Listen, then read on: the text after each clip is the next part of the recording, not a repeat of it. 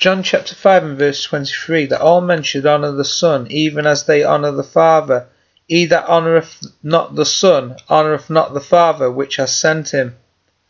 This verse is cited with Matthew chapter 4 and verse 10, in which Jesus says to Satan, Thou shalt worship the Lord thy God, and him only shalt thou serve, to show that since Jesus instructs men to honour himself, then the Son must be very God. The context of this chapter is clearly specific, that Christ is not co-equal with the Father. Consider the following. Verse 19, the Son can do nothing of himself, but what he sees the Father do. Jesus specifically rejects the claim that he is making himself equal with God. Verse 18. Verse 22. For the Father has committed all judgment unto the Son. Verse 23. The Father which has sent him. Verse 27. And has given him authority to execute judgment also, because he is the Son of Man. Verse 30.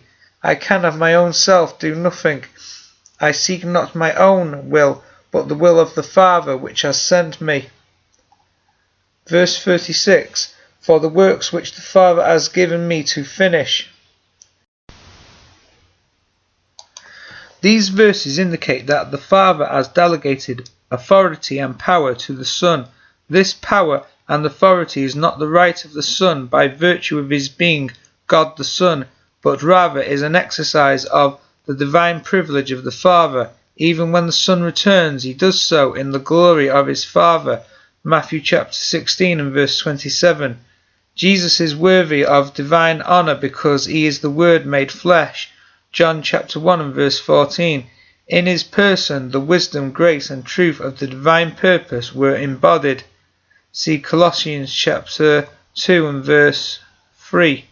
In honouring Yahweh's anointed, men were in fact honouring God, but this did not make Christ very God.